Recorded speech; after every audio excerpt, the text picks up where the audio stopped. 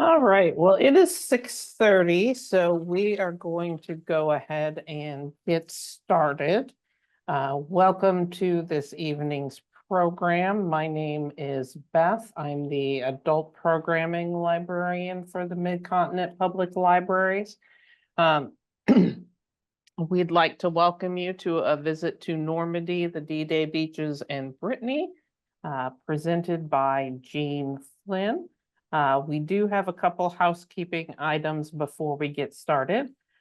First off, I've dropped in the chat the link to tonight's survey, and I will also email it out to folks following the program. So if you can take a few moments to fill that out when we are done, let us know how we did. That helps us continue to get funding for programs like this. And if you have topics that you are interested in us having programs on, please put those there as well.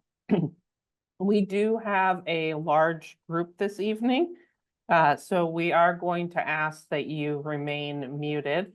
And we will have you type any questions in the chat. We will save time at the end for questions. And go over those. I also wanted to mention some upcoming programs that we have. I'm going to share my screen here.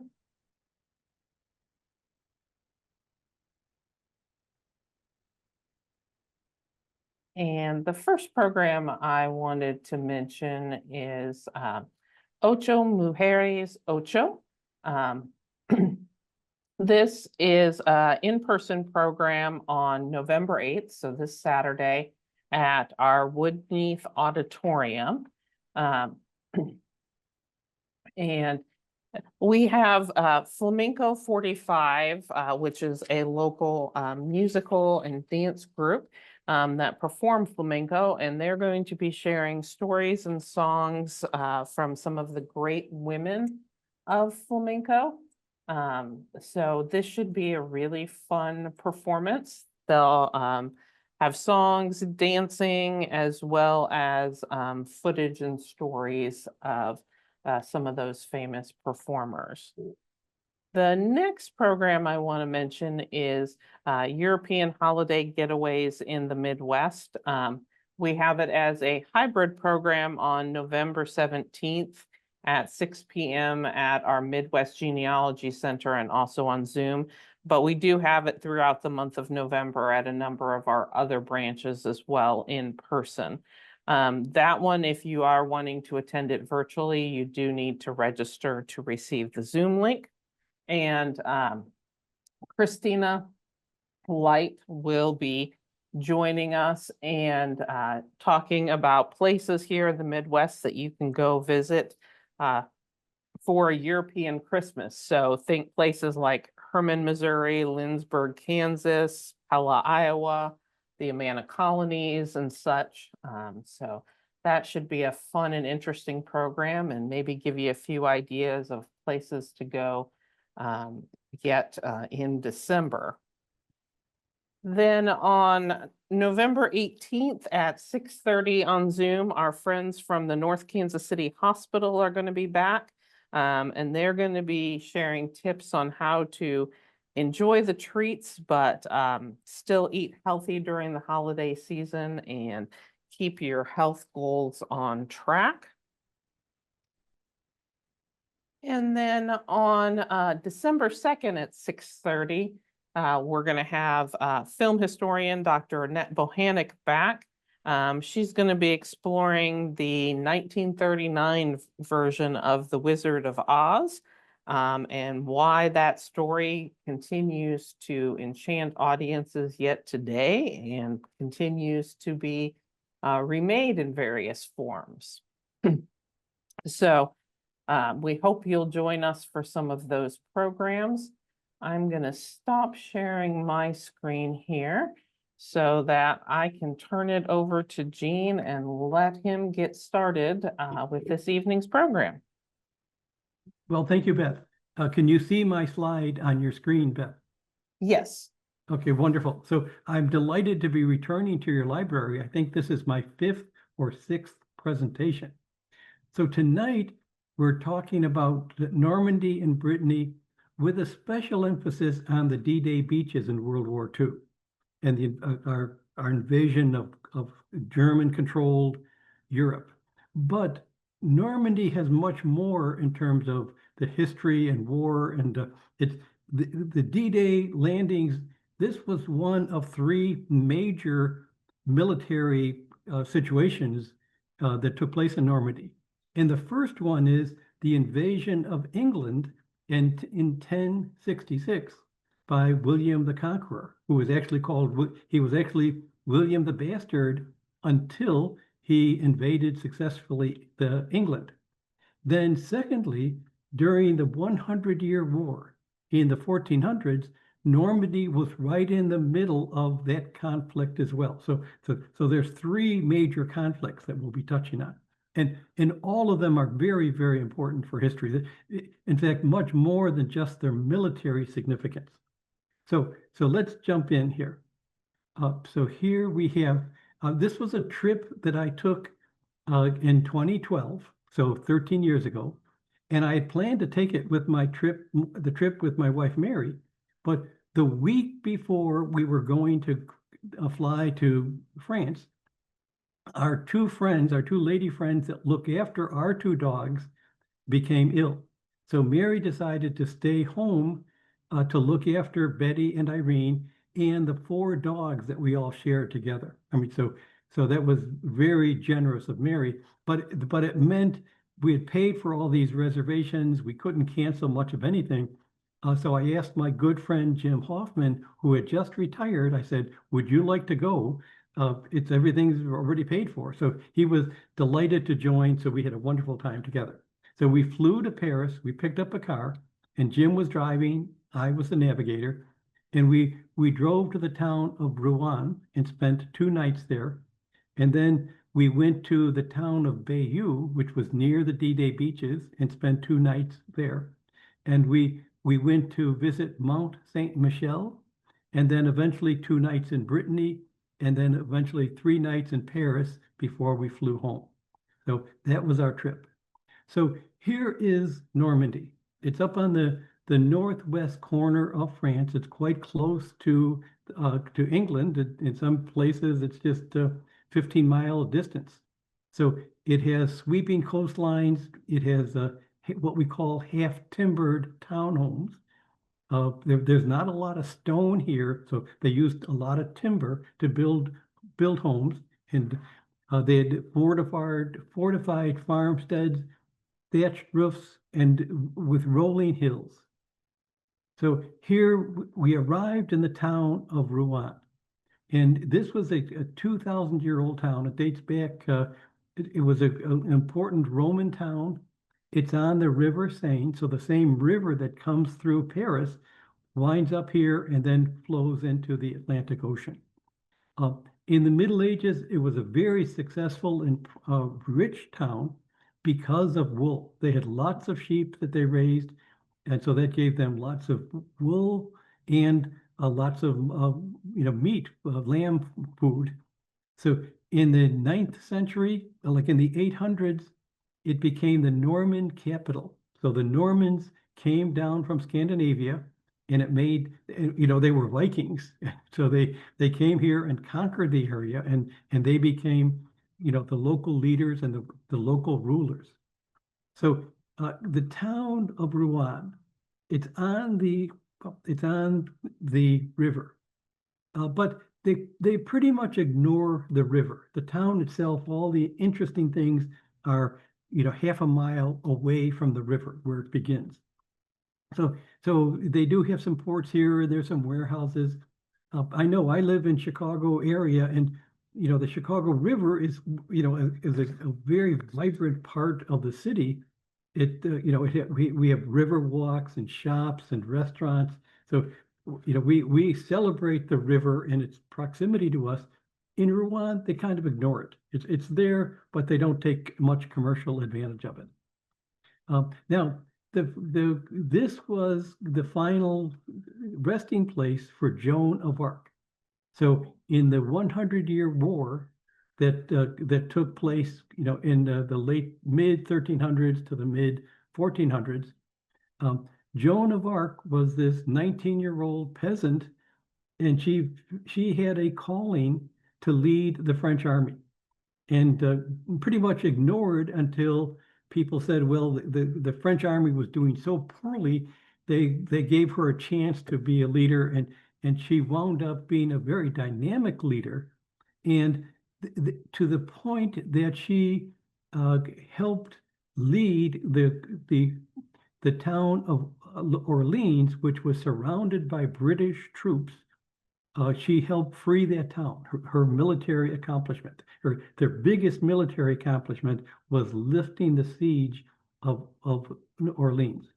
Now, if you look at the map, we see lots of red here and we see lots of blue, because the 100 Years' War, it wasn't all of France fighting England. So the King of England, the King of England actually had lots of Frenchmen that were loyal to him. Like if you look down here in Bordeaux on the lower left portion of the map, Bordeaux was loyal to the King of England, as was much of northern France. So France was not a unified country where people said, we are French and we're different than German and we're different than England. Back then, the loyalty was often to an individual leader rather than the concept of loyalty to France. And so Joan of Arc was actually captured by French soldiers that were loyal to the King of England.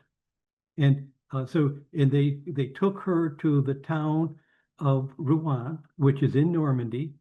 And then the English bishops interviewed her, and they decided that she was a fraud, that she was not hearing rumor, she was not hearing messages from God.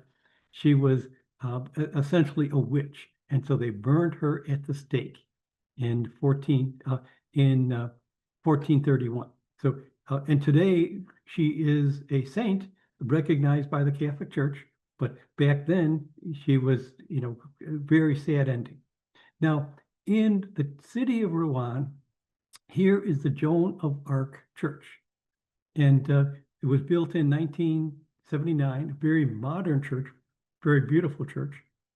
Now, the city itself of Rouen, I mentioned the half-timbered buildings.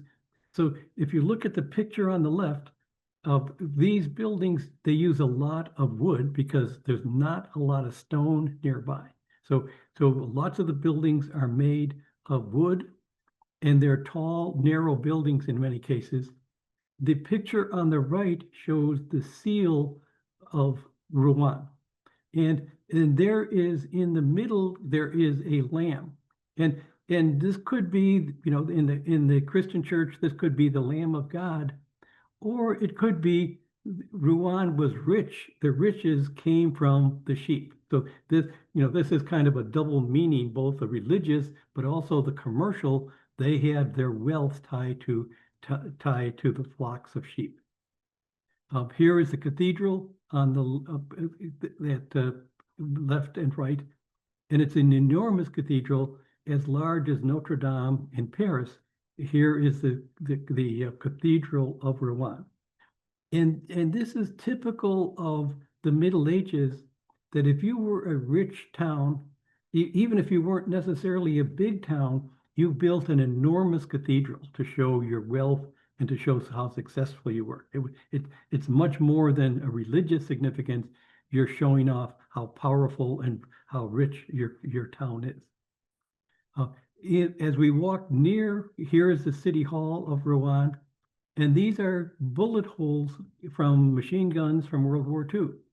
So they could have patched this up or put coverings on it, but they left it as is to be a reminder of how precious freedom is and how important it is to defend your freedom. So here we have some remnants of World War II. Now, we got to Paris, we picked up a car and drove to Rouen.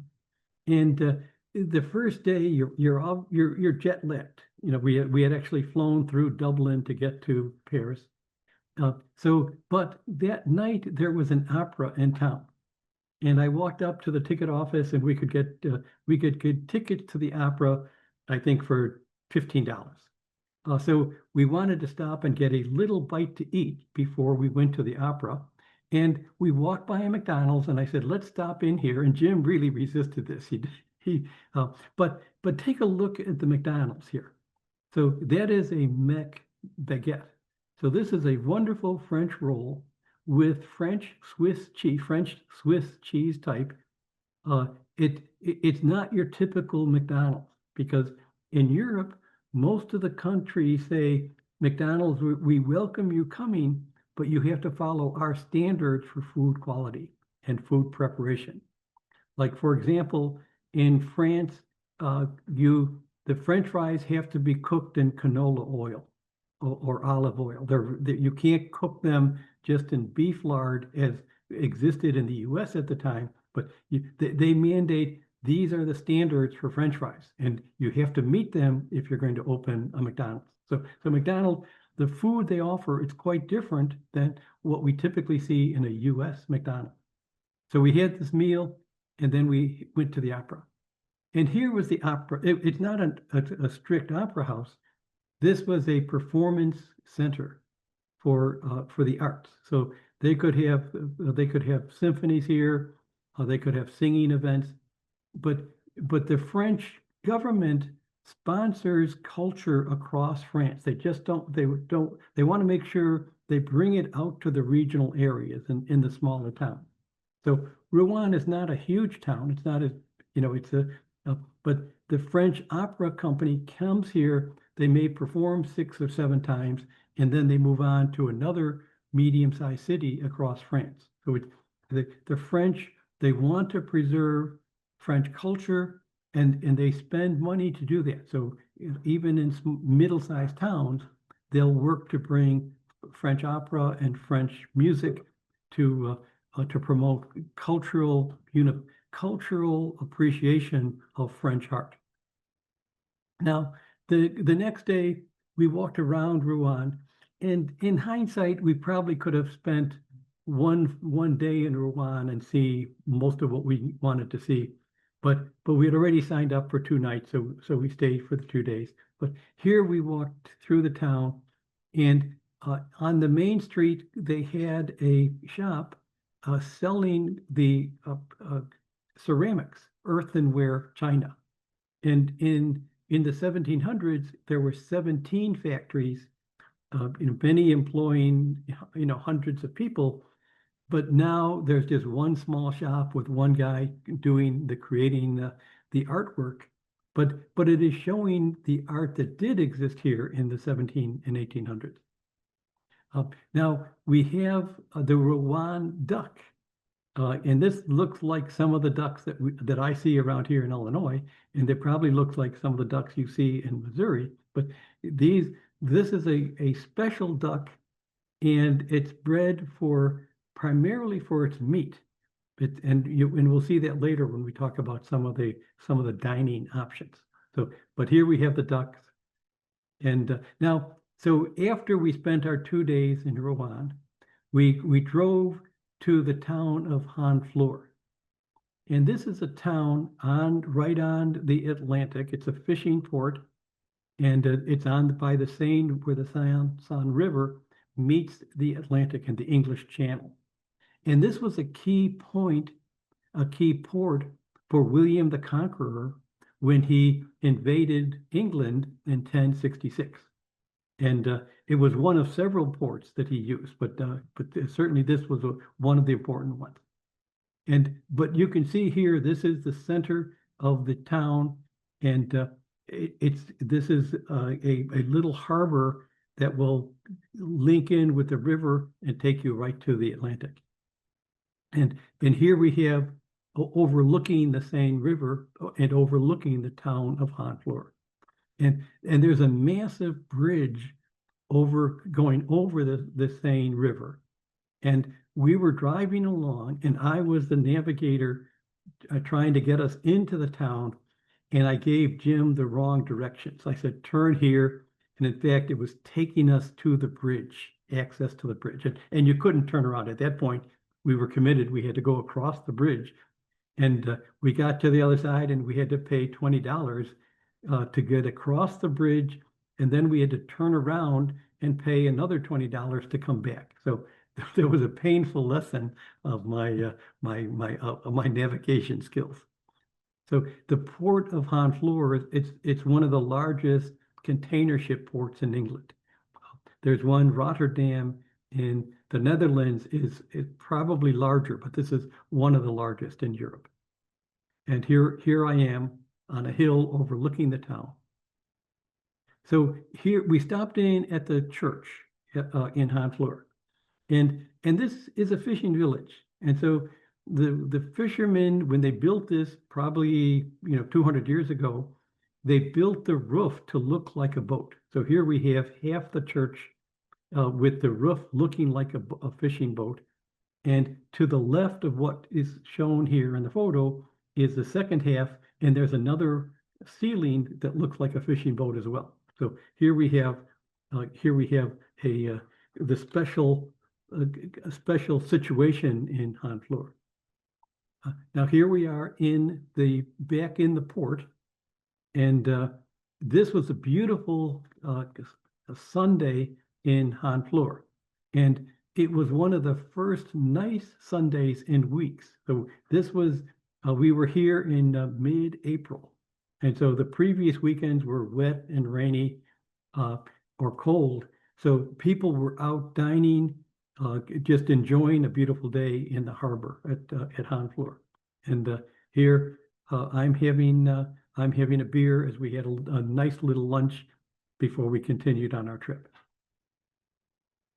Now, later that same day, we drove to the town of Bayeux.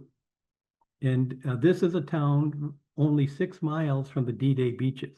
So this is where we would visit the D-Day beaches the next day.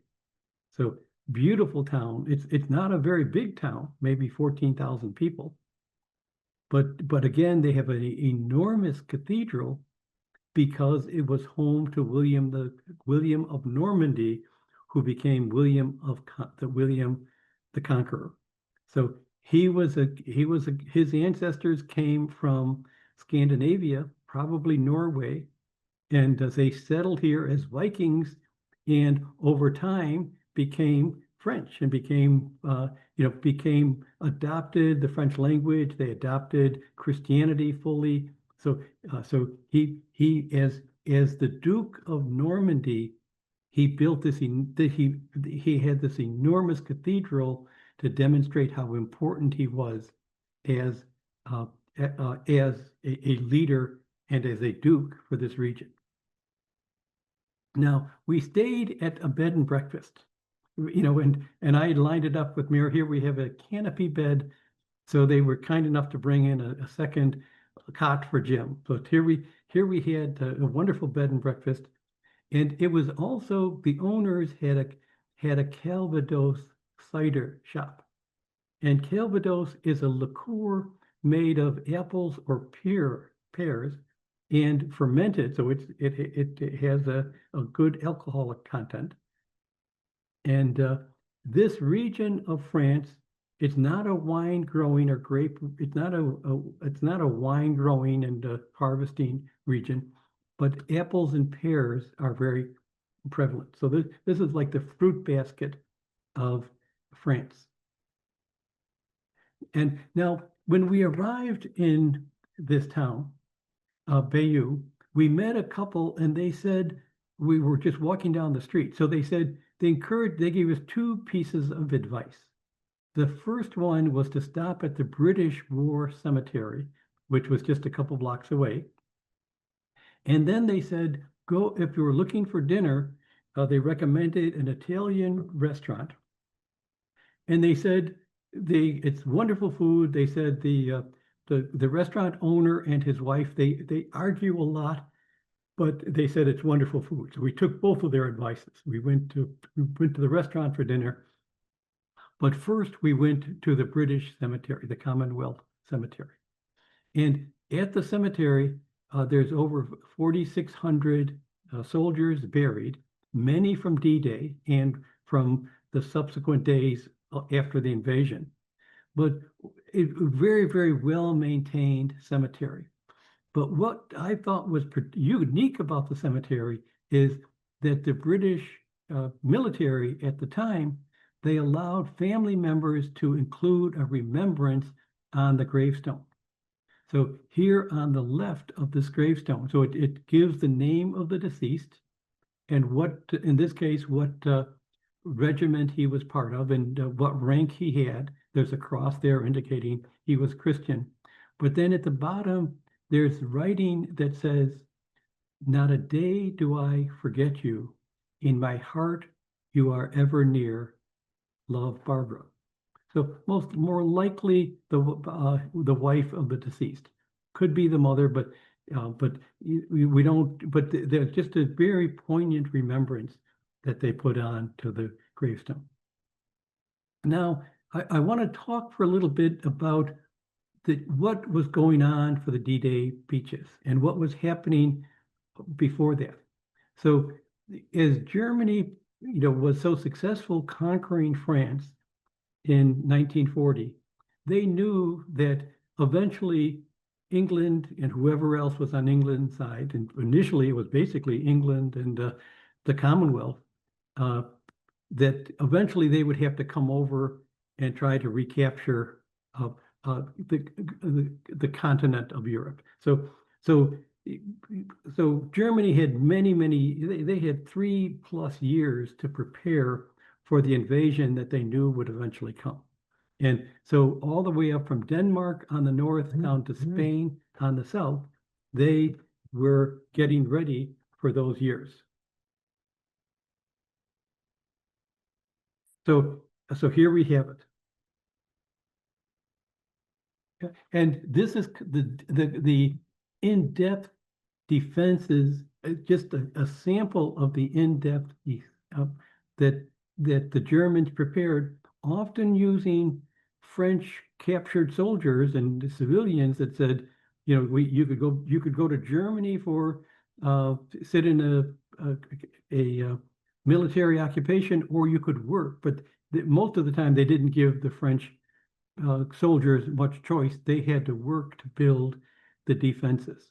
So here we can see they would have trenches, they would have anti-tank ditches, minefields, barbed wires, cement barriers, all the way into the beach level.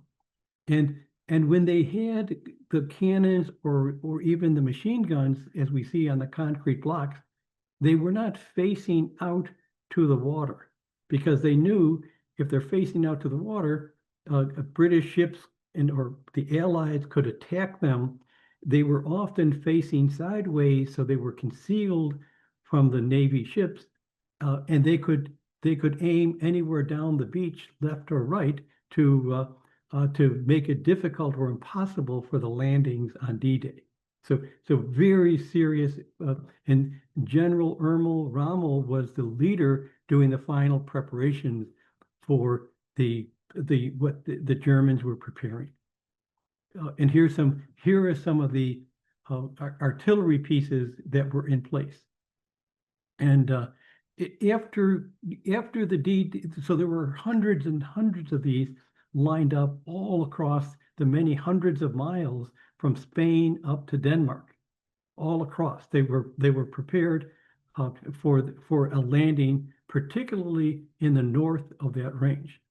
But look at the indentations. So the picture in the middle, the Allies dropped many bombs right on these artillery pieces, and there were 6 and 8 feet of concrete.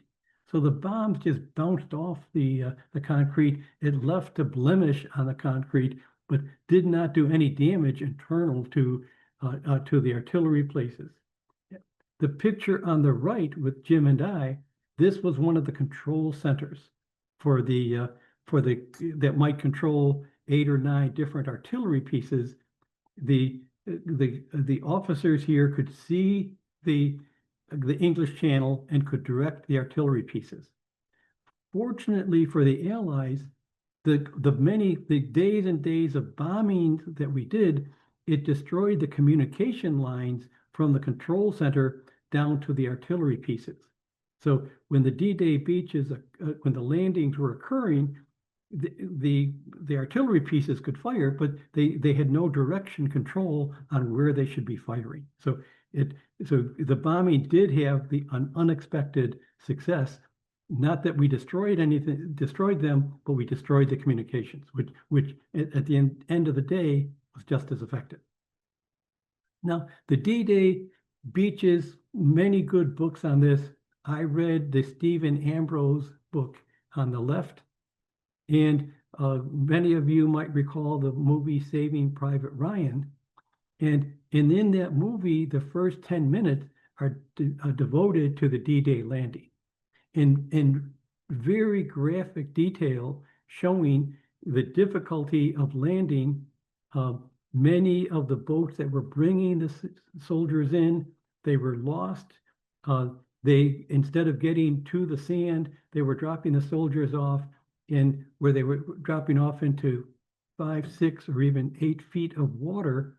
And these soldiers had 60 to 80 pounds in their carrying military equipment between rifles and ammunition. If you dropped a guy off in 10 feet of water, they would just drown. They'd just go to the bottom. You know, when you're carrying 80 pounds, there's no way you could possibly walk, any distance to get to the beach. So many soldiers died just by drowning because the landing craft could not get close enough to shore. But even the night before the D-Day landing, we had the paratroopers landing. So there were thousands of paratroopers landing, and their goal was to capture bridges and to prevent the Germans from sending tanks across the bridges that could disrupt the D-Day landing. And there was the picture on the left shows our paratroopers on the planes ready to jump. The picture on the right shows one of the thousands of dummy paratroopers that were fake. They were 3 and 3 foot dowels that were dropped all along not only the D-Day planned D-Day beaching, but 50, 100 miles to the north and 50 and 100 miles to the south. So the German, in the middle of the night, they were getting calls all across France, north to south, saying the paratroopers are landing right here. So it created a great deal of confusion among the German planners. The Allies were also helped because the weather was horrible 2 days earlier. And in fact, they delayed the D-Day landing by 1 day. It was supposed to be supposed to be the day before, but the weather was so bad, General Eisenhower decided, let's delay it at least a day. And even then, they had the risk of maybe having to delay it for a full month because the weather looked so bad. Fortunately, one of the meteorologists, a British meteorologist who was familiar with these weather patterns, said it's going to look better the next day. So Eisenhower took that and decided that we would launch the D-Day invasion. And if they couldn't launch the day, they'd have to wait a month, because in order for the tides to be at the right spot and to have an appropriate low tide, the moon, the tides and the moon had to be aligned to give the correct tide options. So we knew we had to delay it a month, and the Germans knew that we would have to delay it a month. So 2 days earlier, the German generals, like Rommel, said, the weather is horrible. England and America, they're going to have to delay a month. They went back to Germany to have a weekend at home. And because everybody knew the same tide tables, so they went home. And that also meant that when the invasion started, the Germans, in their confusion, nobody could make a decision. Rommel was gone, the senior leadership was gone, and they wanted to send in tanks because they started to realize by 10 in the morning, this is really an invasion taking place, but they could not move the tanks into where the Allies were landing without Adolf Hitler's permission, and he was asleep. And nobody could wake up at 5 in the morning. Nobody could wake up Adolf. They didn't want to take that chance, so it gave us more hours to finally get our act together in the landing. So here we see the landing. The picture on the left shows the two locations where the Americans landed, what was called Omaha Beach and Utah Beach. The England and the UK, they landed at Gold and Sword, and the Canadians landed at Juno. So these were the landing sites. The picture on the right shows this, I think, is a day or two after the D-Day landings. I don't think on D-Day itself they would have had all these boats as close to the shore. But here we have, clearly we see the soldiers coming off that boat on the right, where the front gate would go down with the steel front, and they could walk in. In this case, they were pretty close to the shore to just walk in.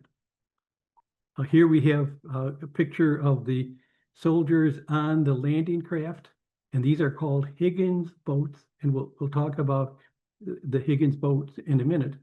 But this boat could carry 15 soldiers, or it could carry one tank. And it's a plywood boat with a steel front that could fold down, that would open to allow the soldiers to run quickly if they were near the sand, to run quickly off the boat. And it had a diesel engine. Now here, I want to talk for a few minutes about the landing Omaha and Utah. So there were 7,000 Allied ships involved with the landing, over 1,200 Navy combat ships, many of which were destroyers. There were 4,000 landing crafts, like the Higgins boat that we talked about. There were 700 other craft and 800 merchant ships. And fortunately, only one destroyer was lost on D-Day. So when our soldiers came onto land, there was a great deal of confusion.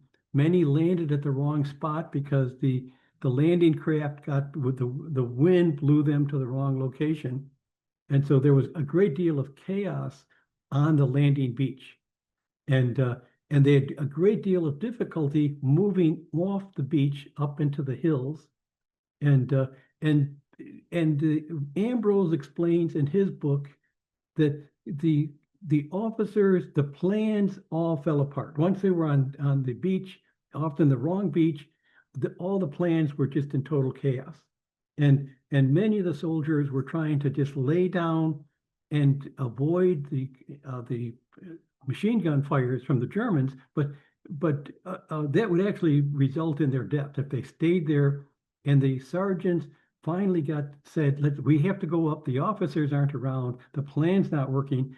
And sergeants and enlisted men just moved up off the beach and found a way to get up off the beach and to start to neutralize some of the German defensive positions. So, but the beauty, at one point, the destroyers were coming in much closer than they were planned. The destroyers were supposed to stay like 400 or 500 yards off the beach, but at some point they were coming in even 300 and 400 yards to try to neutralize some of the German fire, artillery and German machine guns. So just a desperate efforts to try to retain the momentum of the beachheads. At one point, it looked like they'd have to recall the soldiers off the beach and take them back to the boats. Things were so confused and so dire.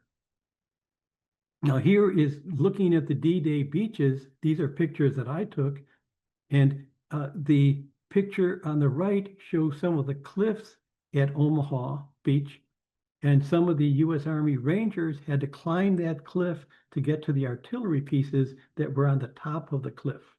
So that was very dangerous, and they expected huge casualties.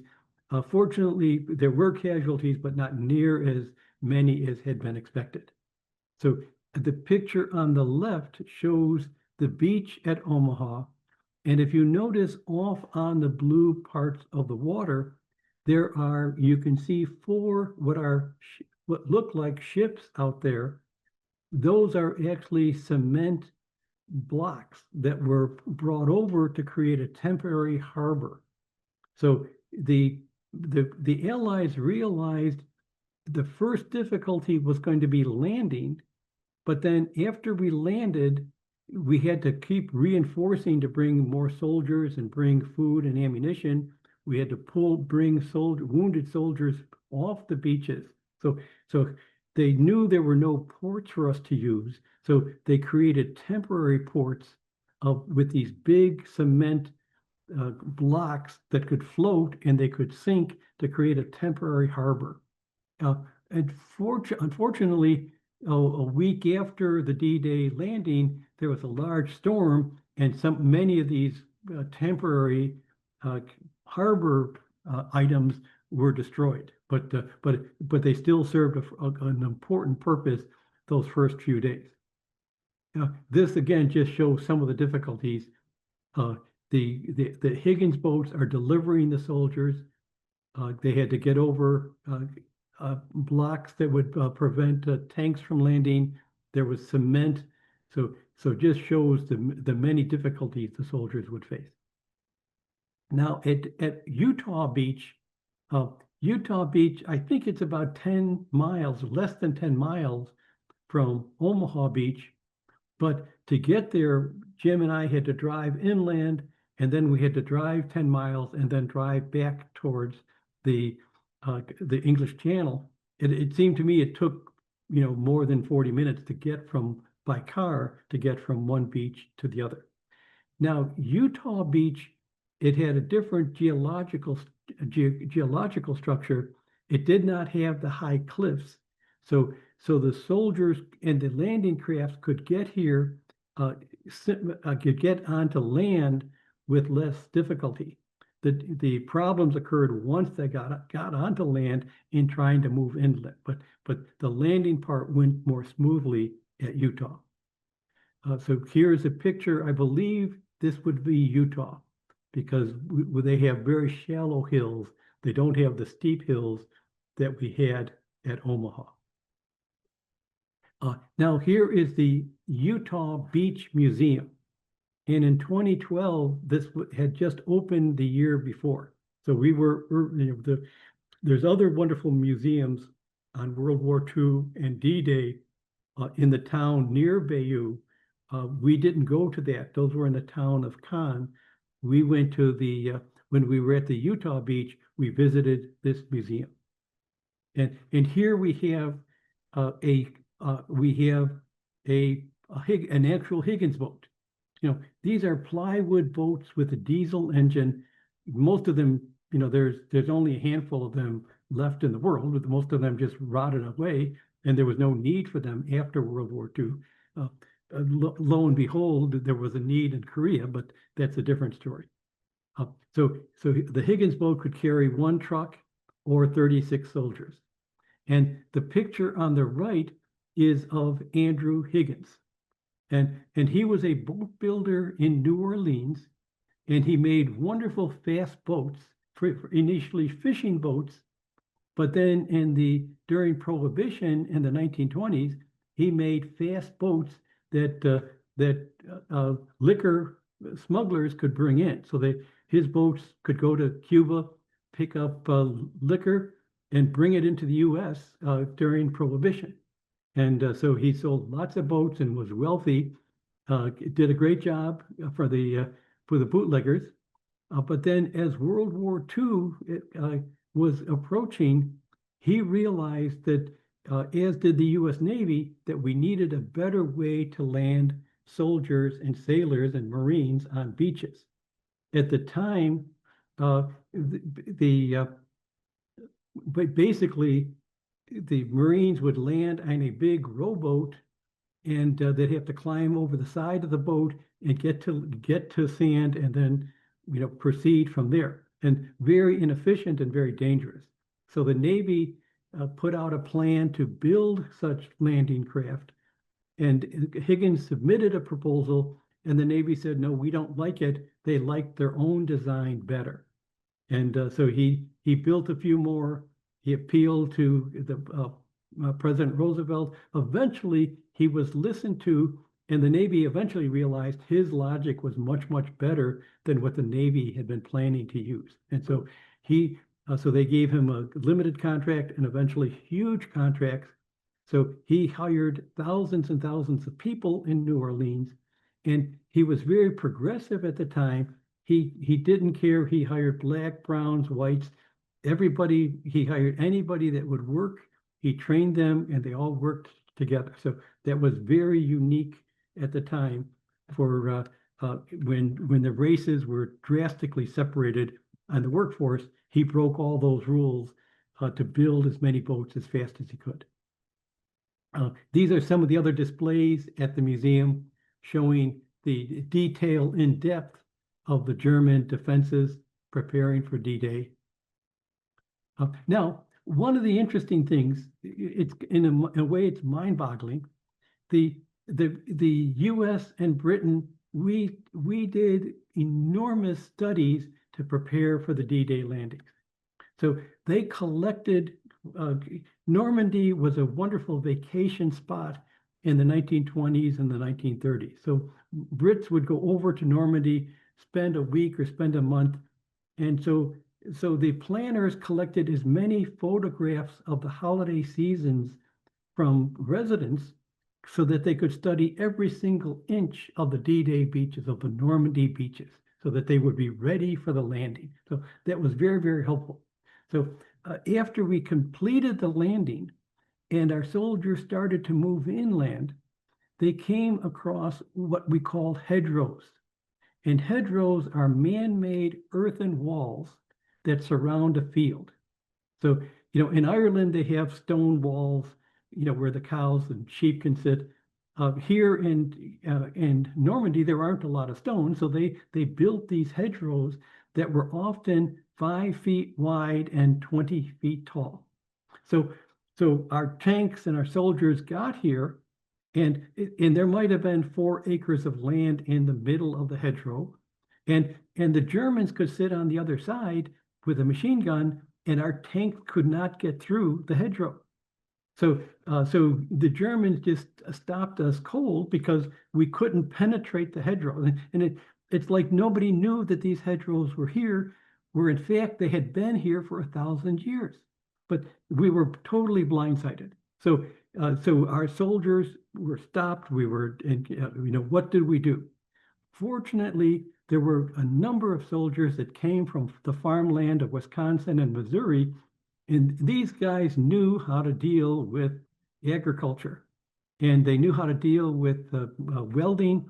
And the soldiers, they welded what equivalent to a fork on the front of a tank, and they called it the Rhino tank. So this was a standard Sherman tank or whatever the version was, but the soldiers welded these attachments to the front, and with that, the tank could roll up to a hedgerow, push into it, and then scoop up the 20 feet of hedgerow and make it available for the tank to go across and neutralize the Germans on the other side. So then the Germans started to retreat slowly and then very quickly, so that we were eventually able to make great progress moving inland from the D-Day beaches.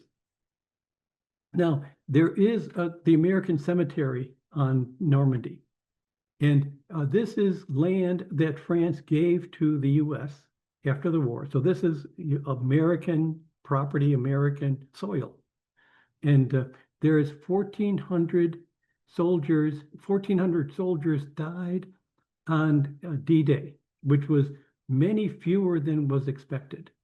They thought the casualty rates might be 3 or 4 or 5 times higher than that, but 1,400 soldiers did die on D-Day, and there are a total of 9,000, more than 9,000 American soldiers buried here, both from the D-Day and from subsequent battles during the balance of the war.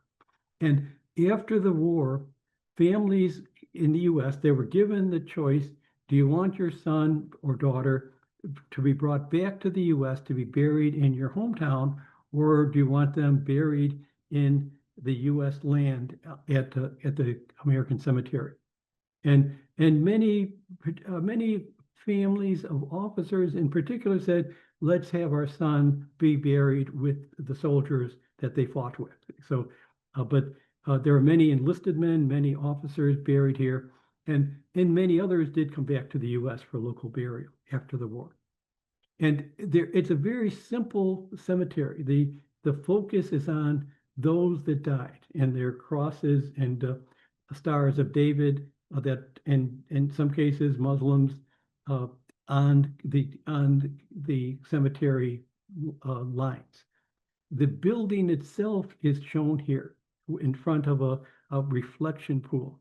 So very simple structure with on the left and the right side, and the middle there is a sculpture. And the sculpture here is inside. And when I was there, they featured stories of 4 or 5 soldiers. And I suspect they rotate the messages or the stories, but I've only been there once, so I don't know that for sure. But one of the stories that really caught my attention was a soldier from Arkansas who was a doctor, and he did not have to serve. He was exempt. He could have stayed in the U.S., just practicing as a doctor, but he chose to volunteer to join the military.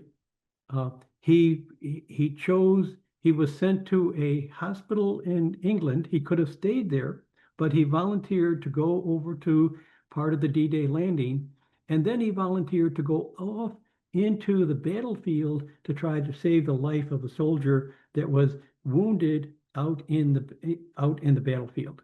And he took that on as well, and he died during that effort. So just showing the courage and of all these soldiers.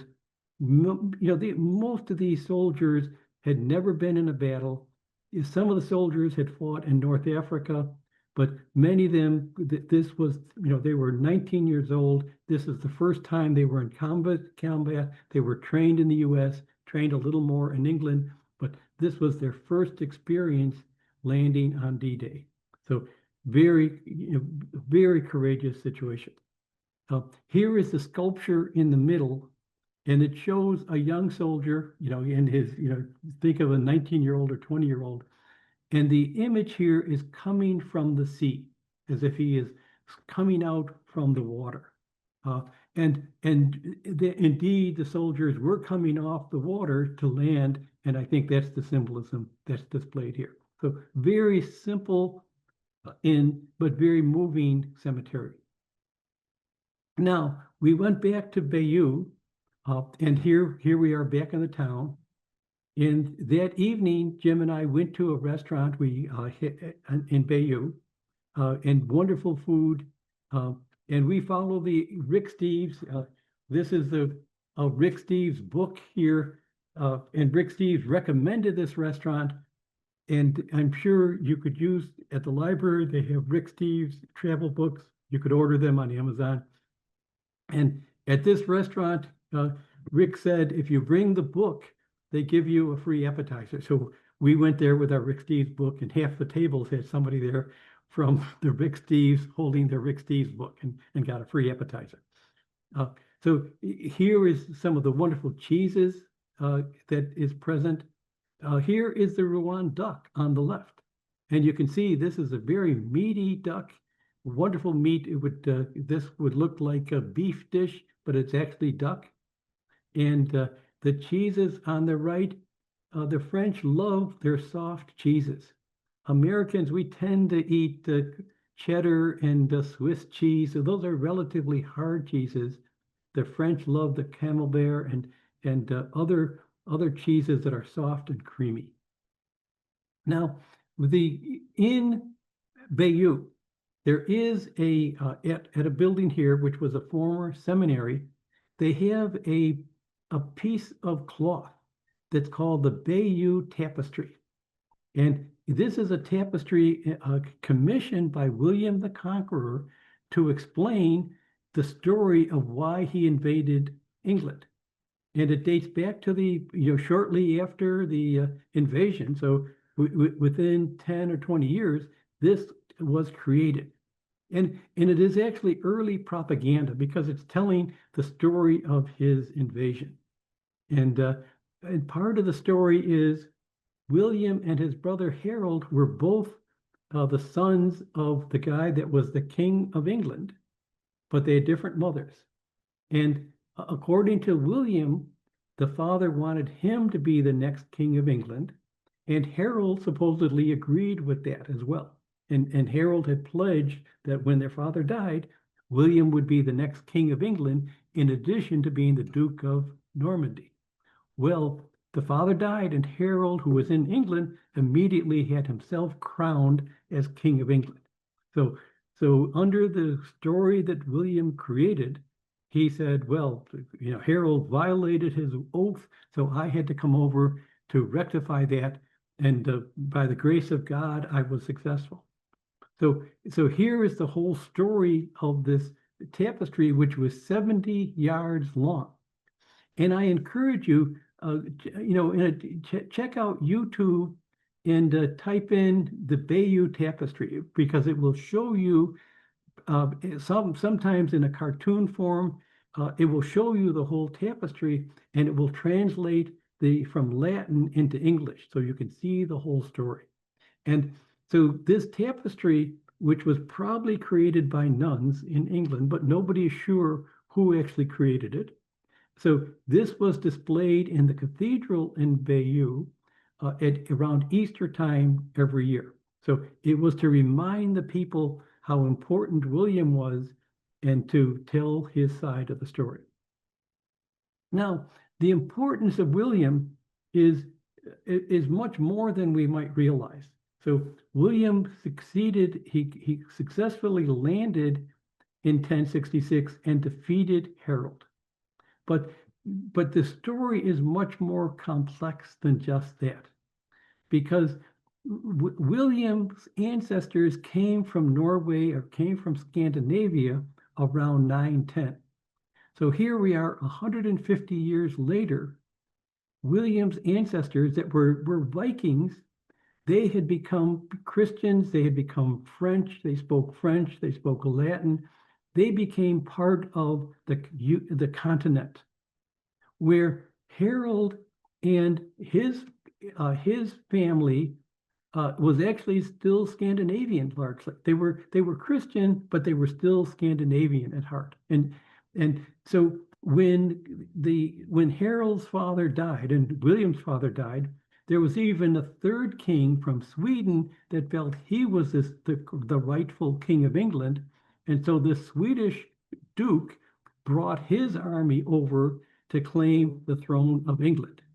So Harold, who had already crowned himself King of England, had to go north to defeat the Swedish king who was claiming to be King of England. So he successfully did that. He brought his army south, so he had one battle, and meanwhile, William had landed in England, and they had a battle at Hastings, and Harold was killed as well as many of his lead soldiers. So William became King of England. But that ensured that England, for thereafter, would be looking to the continent rather than Scandinavia for their culture and for their self-image. So if that hadn't occurred, when the English came over to found America, we might be speaking Norwegian or Swedish rather than English.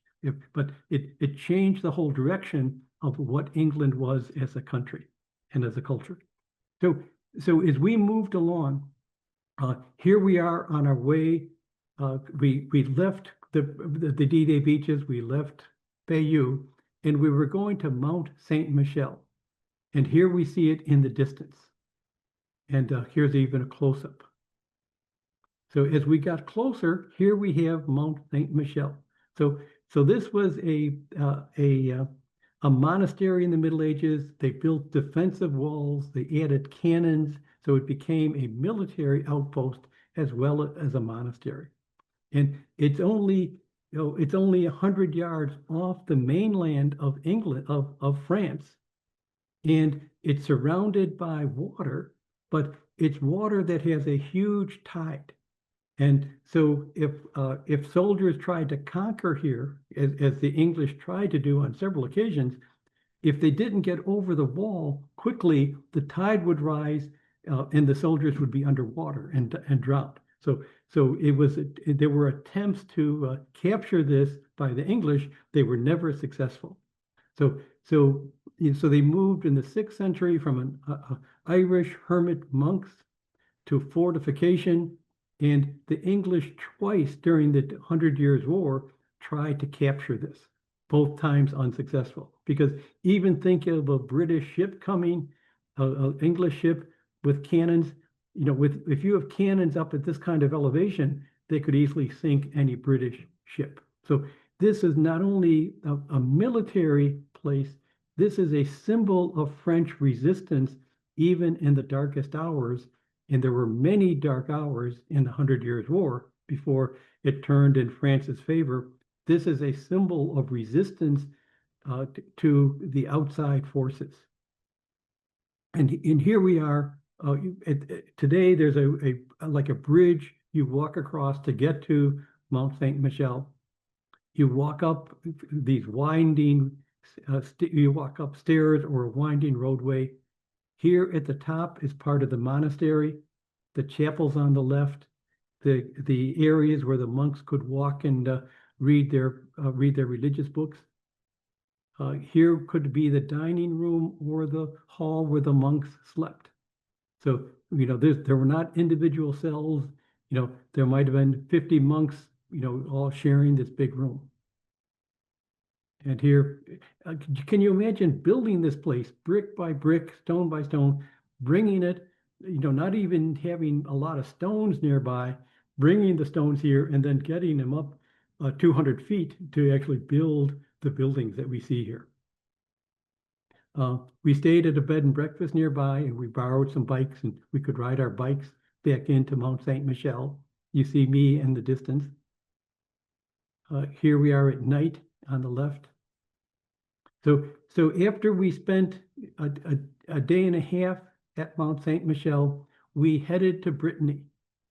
And Brittany is an area of land that juts out into the Atlantic. And this was a Celtic area when the Celts were here before they came to Ireland, and the Celts were in Spain before they went to Ireland. But in the 1400s, the King Charles of France, he forced Brittany's 14-year-old Duchess Anne to marry him. And marriage back then among royalty and nobility, it was all about power. The romance was, not even a secondary concern. So here we had a 14-year-old girl. Her parents were dead, and so she had to marry him or probably face the French army. She really didn't have much choice. But here we had this union of her with the King of France.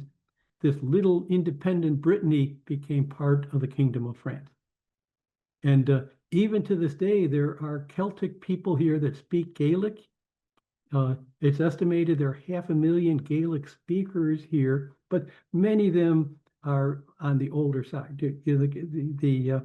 They're trying to preserve Gaelic, but it's a struggle. Ireland has been much more successful at preserving Gaelic. Here we stopped at this town called Conqueror, and we had lunch here, and the fishing boats were arriving, and those red bins on the right were loaded with ice that the fishermen would drop their fish onto these ice. And I think these ladies are from the local restaurants, would be my guess, or the fish stores. So the fish they caught that morning, and it would be in a restaurant or at a fish shop in the afternoon. It's a rocky coast. The next the next city to the west is Boston. Now, we also went to Saint-Malo, which was a town south as we get into Brittany, and this was a beach resort town. So here we have a drawing of here from 100 years ago. So summertime, families would be in hotels here and using the beach. During World War II, it was a center of German communications. So as we landed in the D-Day beaches in the north, we were hoping that the Germans would evacuate here, but they did not. So Allied bombers, British and the US, they came and basically destroyed the town to get rid of the Germans. And we warned the people, please leave. So most of the civilians left.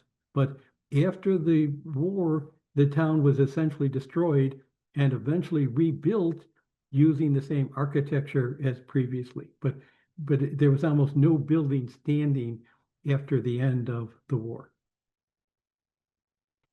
So we spent a little time in Saint-Malo, but our real destination that day was to get to the town of Dinant. And this is a medieval town in Brittany, and it's one of the best preserved medieval towns in Europe. So it was a strategic trading location in the Middle Ages. So boats could come from the Atlantic, they could come into this town and then take their cargo from the big ships and put them into smaller boats that could go up to the river to other parts of France and other parts of Europe. Unfortunately, in the 13th century, the river that went to the Atlantic silted up, so the ships couldn't get here, and ships got bigger and bigger anyway. So this town became obsolete, but it wasn't. The people continued to live here, and these wonderful buildings were preserved, so they're there today from the 13th century. Now, some of the buildings are newer built. Here is the town, the river that goes out to the Atlantic, and now it's more for pleasure boats. Now we stayed here at this bed and breakfast. This is an English guy. He came over and he took this mill and converted it into a bed and breakfast. And here it is, the Three Fountains, it's called. Now, here we had lunch one of the days. And in this part, Brittany, they love their, what they call galettes, which are crepes, buckwheat crepes. They're often filled with ham and cheese or even a fried egg on the top. So this is a typical Brittany lunch. There's also plenty of seafood here, as we saw earlier. So many wonderful dinner options. And wonderful cheeses as well. So here we are in the town center, and this is the fortified town. There's a long wall high up over the medieval town. So the Duke or whoever the royalty was, nobility, they could be up at this defensive place. Over on the right is a picture of the church. And in the church, there's stained glass that dates back to World War I. And I took this picture. It's hard for us to imagine the devastation of World War I on the French and on Britain. You know, entire generations were lost, between those that were dead or were lost arms or legs, or their lungs were destroyed from gas. 50% of people, from age, probably 20 to 30 or 35 were devastated from one fashion or another, either dead or just devastated medically. So just a huge impact. But the pictures here show it's the same window. The one on the left shows a closer view, but in the middle we see the French soldiers in their blue uniforms dying. On the bottom we see a priest consoling the widow. The helmet of the husband is there. The nun on the right is consoling the daughter. And on the picture on the right, it shows the heavenly forces that were the goal of living at that time. So So it just shows depicting the devastation and the impact of the war. It's hard for us to imagine the level of devastation. So here we are. If there's many more options to visit Normandy, you can drive on your own with some and hire local guides for the D-Day beaches. You can take trains and local buses. There's river cruises like Viking that will take you from Paris to the cities that we visited and include D-Day beaches.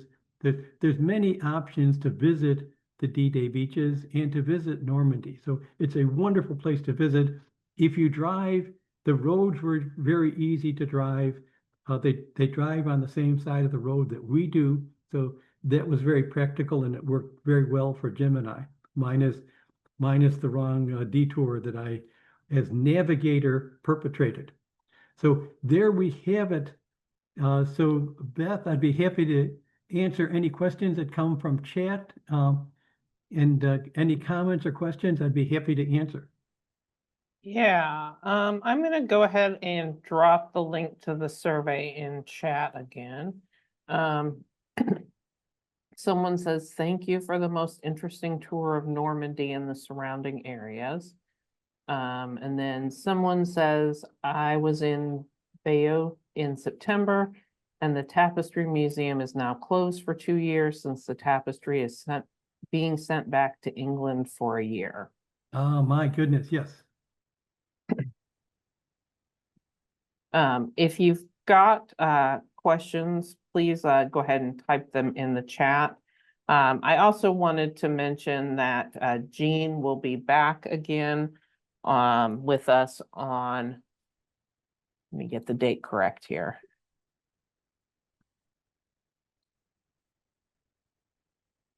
January 13th for Greece Old and New. And then again on March 3rd for Exploring Northern Italy. And those are available now for registration in our events calendar. We did record this evening's presentation and I will email out the link to that once it is available on our YouTube channel. I don't see any other questions, just a lot of thank yous and very enjoyable and informative, great talk. So we will go ahead and conclude our presentation for the evening. Thank you, everybody, for coming, and thank you, Gene, for taking us on another wonderful trip, and we hope to see you at future programs. Have a great evening, everybody. Thank you very much, Beth, and thank you all for attending.